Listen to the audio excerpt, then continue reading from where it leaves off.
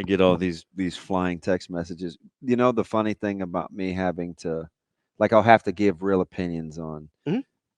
just about anything. That includes players I coach, right? You know, Keenan Cotton or Christian Jones. I Yeah. coach against like Chase Lofton or Tamala or Marion Jackson or Vermas or Mooberry. Like sometimes I will when you see things, so like sometimes I'm going to say some things, Mhm. and remember, I'm not a fan, Yeah. right? So this isn't like You're literally preparing game plans for these yeah. people. So strengths, Yeah. weaknesses, Very all, analytically approaching the subject. and sometimes the data What it is is. the data, Yeah. right? Like David Fisdale. Take that for data.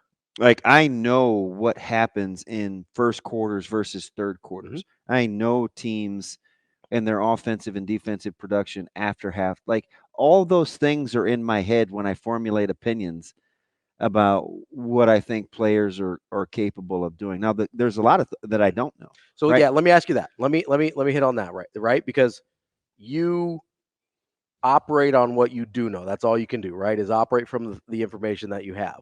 What are some of the variables? Because I think we both are surprised by what we've seen from Kaelin so far in the spring. Mhm. So, what are the variables outside of him that could have Is this in impacted? general Yeah, because right, like I look at guys that sometimes where you say I didn't see that coming? I didn't see that coming, or you need a change of scenery, or whatever it is, right? Whatever. Mhm. So, what are some of those variables? Because certain systems fit guys a little bit better than others. I have to be honest about something that I say all the time, that quarterback is such a situation dependent position. So, I mean, we're talking everything from system to coaching, and not saying, okay, good coach, bad coach, but the style of coaching can fit a kid a certain way, or a better than a certain other way of coaching. Like, what are some of those variables that you start to think about when you see somebody like Kaelin who does surprise you? Just so this is anybody, Mhm. but there's so this could be to the good or to the bad.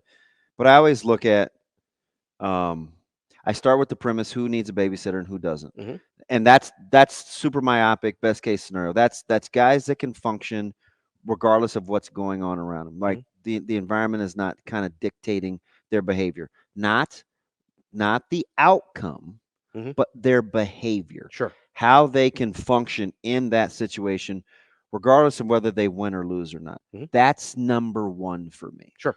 right? Cuz you're not always going to get W's. Yeah. And sometimes when you lose, it's not a direct reflection of you. So I separate that.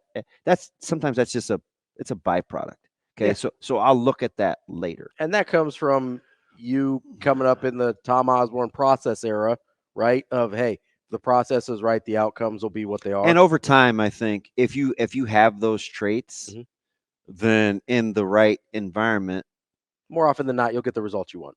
well, it's not yeah, and it's not environment dependent. Yeah. I'm playing the long game with Mhm. you, which it's much easier to do than if you don't have the basic infrastructure and you need a certain environment to function at a certain level. Mhm.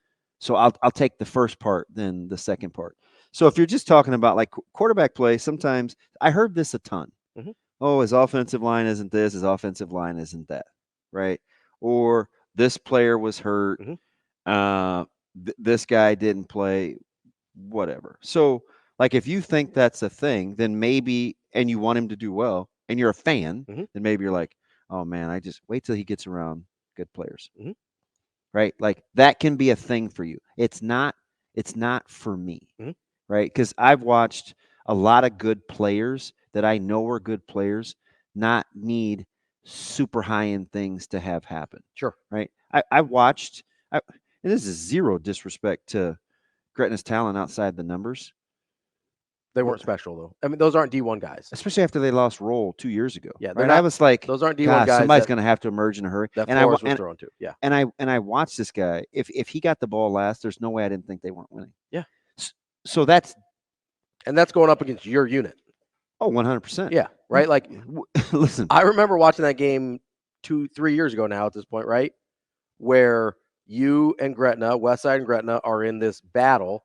And I said, I think I was by myself, but I said to myself probably halfway through the third quarter, I go, at some point, Zane Flores is going to make a play that nobody else in high school can make. I always thought about him, and that's going to decide the game. I always thought about him. He's gonna figure out a way. Mhm. Like he just kind of had that. He's gonna figure out a way. Now, let's say I'm using it. Now, do I? What if he doesn't have the culture and people believing in him like he had at Gretna? Would he be different someplace else? Right. So it can work the other way too. 100%. Right? Yeah. Because he had carte blanche, and sometimes when you're empowered, it accentuates your 100%. strengths that much more. And let's say now he's at Oklahoma State, and the coach's kid is playing quarterback. Yes. It's like, this isn't. And maybe the I'm greatest unfamiliar situation. with this. Yeah. I'm not used to Kinda, it. yeah. So those are the things that can do. How important is your environment and what's around you versus what your baseline is? Then there's just flat out coaching, Mhm.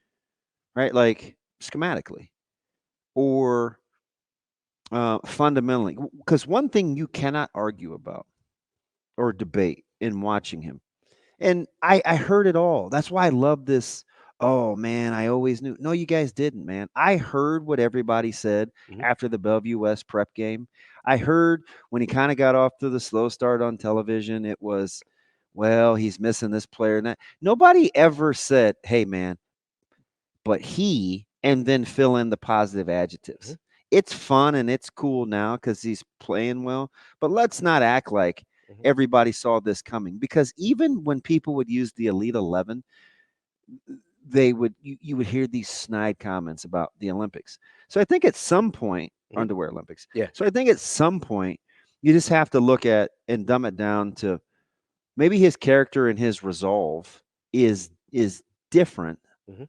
potentially than what we saw manifest itself in high school. Because I did feel like he was a victim of, and it's almost like we're not family, but I felt like it was a family thing where I can talk about my brother, but you can't. Mhm. See, we coach against these guys all the time. Doesn't matter if it's Kaelin, it's everybody. So I feel like we're entitled to criticize. I didn't always feel like it was fair with what, Coming from outside the walls. yeah, Yeah. even though it's not our guy. Also, it's our culture. It's football, right? Like, yeah. I heard this about Guys that aren't your guys are still kind of your guys. I could hear this about CJ. Yeah. Oh man, he doesn't make enough splash plays for a 4-star, and it's Mhm. like, you know what? Like, you don't know what we're asking him to do within the confines of our defense, of the right? situation, Or of the system. there's a ton of Tyson. I'd heard about Tyson Terry. Yeah. It should be more dominant. Really? Like this is his People first year. said about Hunter Salas. This is his first one again, right? They're like, oh, he's sixth best player in the country. Really? It's like, well, he's got 4 other D1 guys on his team. Maybe he's just not selfish. And I remember with Tyson, I was like, this is his first year really learning to play both ways as a sophomore. Like, you just don't, I don't care who you are. Mhm. That's not easy. No. Here's the other thing that So, like, Go some of those things you don't know Mhm. how they're going to manifest themselves, like, later on. Maybe maybe what's going on with DK is all in just being empowered. Yeah. Right? Or positive feedback, or hey, you Or maybe just he growing has in maturity. I mean, could he's be 18 years old. Yeah. He should be in high school right now still. Like, So you never, but I do kind of chuckle at the kind of the I told you so or I knew. I'm like, yeah, they're going back. nah, man. I sat in the stands. I sat in the stands for Bellevue West, and Yeah. And was that Bellevue West and prep? Yeah. Yeah. Because that's the one I came up and hung out with you with. Yeah. Yeah. I heard the wind talk and guys around him and this, that, and the other. And oh man, prep is super well coached on the back end. Like everybody, And maybe he's just gotten better. Like maybe he's just gotten better. At its purest thing, maybe Sat, Thomas, Rule, like those Maybe guys. being with a guy that coached Matt Ryan and a bunch of these or just a dudes in the fresh set of NFL. eyes, and you can have these conversations without it being An an indictment on yes. on where he came from, because sometimes you can just know too much. Also, there's a ton of history of just knowing. I mean, you see this in education all the time, right? You could be a great teacher if your teaching style doesn't fit the way a certain kid learns. Mhm. Then that kid's not going to do very well in your class. Mhm. they might not seem like a good student in your class, right? It's the same thing with coaching. Like some kids need to be coached in different ways, or they need to be like there's certain ways. And it's very, very fluid. Yes, and Right? there's Like, certain ways of explaining things that click with one kid that don't click with another kid, right? And if you're a coach that, hey, this is I teach things in X, Y, and Z manner, right? But for whatever reason, the kid's brain doesn't process information that way. That's why I think it's more about than just having good. That's one of the reasons I Yeah. think it's more than just about having good players, because it's like it is like teaching, because it is how you connect. Like, I can't talk to Teddy the same way I talk to Christian. They're both really, really good. Yeah. But guess what? The same person, me or Coach Queen or whomever, like, you don't talk to them the same. You may use some of the same verbiage because we Yeah, have you want to use the common language, right? but the delivery is different based on what you're working with. And there's different way again. Listen, I get pull like pull Coach Wisdom or somebody to the side and say, hey, will you? I don't know if that's a good example because he hasn't had Lofton long enough, but there's probably some fundamental differences between Amarion Jackson and Chase Lofton in terms of how you're going to communicate with them, right? Well, let's go back to like this is so none of these guys are playing or coaching anymore, so I can use examples without feeling bad. So like Fred Petito, right? Ran the same offense for 35 years. Mm-hmm. Okay. Do you think he talked to Todd Doxson the same way he talked to Eric Crouch, the same way he talked to John McCardle, the same way he talked to Adam Tarpinian? I'm sure some of the common language was the same, but their rapport and their relationship, different kids. It's just right. They're all different guys. Even though they're running the same thing, you're asking the same thing of them more or less. And I'm totally speculating, but I would guess Shada would be a guy like you could turn loose. Jake Galusha would probably be a guy you didn't have to say much to. No. Some other guys may have similar skill sets, but you're like, hey, turn it up a little bit. You're the guy now. Yeah. Like, that's okay. Like, that's the part that makes development. And that's what makes people good coaches. And I always start with this. Mm-hmm. Yeah, the babysitter thing is kind of my thing, but you have to be able to handle rigor. Yeah. Like, I can't stress that enough. If you cannot do the same thing with purpose over and over and over again in high school, it is unbelievably difficult to do in college unless you get a singular coach or a culture where pouring into you, regardless of what you bring to the table, mm-hmm. is part of the DNA. And a lot of coaches just don't have time to do that at or they don't have the energy to it, or they don't have the temperament for it. And plus, they've probably seen you before. Also, right? You're not. They've seen a version of you before. Yeah, they've seen. This guy's super talented. He's not going to grind. They've seen those characteristics. He's super talented. He's not going to work for it. Yeah. And so they make assumptions about. Again, same thing we see in teaching. You get a kid's file, you're like, this is a bad kid, right? No, you got to wipe that away. You got to start over. But the other thing is, other side of that coin, right? Is there's obviously something about Haarberg that the players gravitated towards, right? Absolutely. Right. And maybe it was the fact that he was never supposed to be the guy. But he was still there, and he was still working, right? And he was still grinding, and he was willing to go play tight end, and he was willing to go play H-back. Yeah. So, like, let's say if you're Dylan, you're like, okay, I've never. This is new for me. Mm-hmm. I have this in my toolbox. Now I'm going to incorporate this. A little pressure. Mm-hmm. So people are saying some other good things about me, other people. I got to be a good teammate. Now he puts that in his tool belt mm-hmm. to go with the physical gifts, right? Where it all like that. It all matters in terms of those developments, because I think we'll all agree until they actually take real life snaps, we have no idea. We're just talking. Also, let me throw this other thing at you, right? Because you're talking about being able to do the same thing over and over again consistently, right? But what if you're not being asked the same question consistently? Like, what if of the coaching staff, there isn't consistency? And I don't know anything about Bellevue West or Huffman or anybody else for that matter, right? But this is just speculation. Mm-hmm. What if you're a player, whether it's Kaelin or anybody else, who comes from a situation, I see it a lot with people, right? With their parents. If they didn't have consistency out of their home life, mm-hmm. then as adults, you see that reflected in the way they behave, right? If as a football player, as a quarterback, you don't have consistency in what's asked of you and how things are being taught and how you're supposed to go about your business, then all of a sudden you get that structure, you're going to be a different person, right? 1000%. So I mean, it's entirely possible that the way Coach Rule structures things, we just talked about how calculated he is, how he thinks about everything, how invested they are in players, how they do these things. It's entirely possible that for the first time in his life, Daniel Kaelin is consistently being Or given the structure in a way that he needs it. or how about, because he was in a battle before as a sophomore with Johansson, Yeah.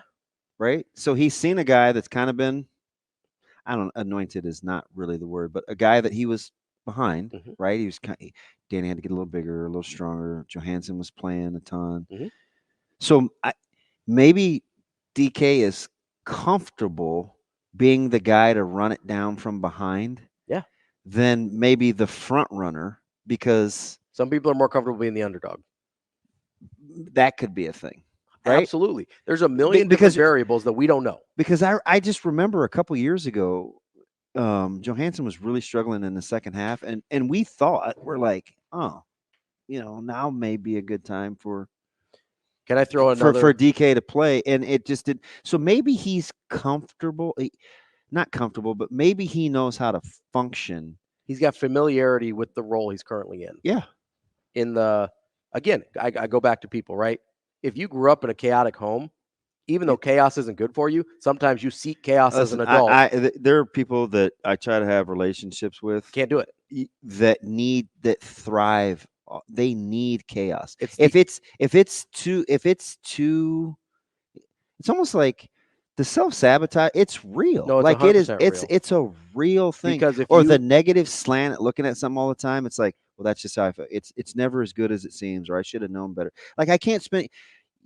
Like we can't, we just can't hang out, right? Like because if there's you're a lot not wrong and I'm not right. We just can't coexist. But there's a lot of people that they're only comfortable in chaos because it's all they've ever known, right? So maybe Daniel is more comfortable chasing people down. Maybe that's a place where he feels comfortable and like he can excel. But let me throw out another completely total. There's wide receivers. There's a couple running backs I think are the exact same way. Okay. I think that's how Ramirez built. To need the chaos? I never been the guy. Oh, chasing guys down. So he's comfortable chasing, not needing the attention, right? Like didn't have to come back, and could be a pretty good could be a contributor. Pretty good contributor. Yeah. Where guys are just used to function. It's why recruiting is so fascinating, and it's almost why I never. You need a certain baseline of physical attributes, so I don't like. But it's almost why that. Yeah, it's almost why I never get into those parts of things when I watch people's films, because you know what I couldn't see about Eric Fields? What's that? I couldn't tell. I don't know how connected he is. I would never have been able to guess how connected he is to people at home. Like why he felt he needed the either immediate gratification, or because I mean Fields was a tremendous talent. He kind of just basically for all intents and purposes just up and bolted, just bounced. You can't peg that. No, not unless you know somebody really really well. And like, even then, not always. And so it's like recruiting is, and I hear these guys, and God bless the industry, but I'm like, it's in my heart of hearts, man. I'm like, we're talking about all the wrong things. Let me ask you this, because I think this is probably more wild speculation than the other stuff is, which is a little bit at least grounded in reality. There's certain guys that are super talented where in practice they just kind of try stuff. They just they get a little loose with it. They're like, okay, does this work in this situation? And because they're so comfortable in the baseline of what they have, that they get, I mean, Curry does this a lot, and I know it drives you a little crazy in warm-ups or whatever, but you try things to be like, okay, I don't know if this shot's actually going to ever happen in a game, but if it does, I'm comfortable being in these weird spots. Is it possible that's what we've seen from Dylan at this point, and that's why it looks like Daniel Kaelin's maybe throwing the ball a little bit better? Like, is it possible Dylan is sort of just trying stuff right now? Yeah, I would entertain that. I don't think that's wild. I don't think that's wild. Because he knows the cameras are on too. Yeah. And he seems like a guy that's been in the spotlight long enough. He kind of knows the score. I not to say whether I think that's going on or not, but I don't think that's crazy. Right? Because I think he's trying to grow his game too. Yeah. So if he's already so comfortable in the base set of skills, and plus, how else do you grow your game? Plus, he can be. You ever watched a guy hit in the cage and he's trying out a new swing? Yeah. And it doesn't look very good, Or but he's trying out like a new leg kick, or he's trying to go the opposite way every time. But he's doing things to add to his repertoire, Mhm. so it takes a little time. That could be part of the process. Yeah. So, and here's to say, like at the end of the day, he hasn't looked bad. No. It's what we're talking about is what we tried to preface Mhm. 3 weeks ago. There'll be things that you knew too much. You had your mind made up about both guys. So anything you see to the contrary, you're gonna pit one against the other. And Remember we're probably what we going to talked about? overreact. 100%. Yeah. Where we talked about winning jobs and if he wins a job and what they'll say, because one was the beneficiary of having not been seen enough, Mhm. and the other was a victim of have been seen too much.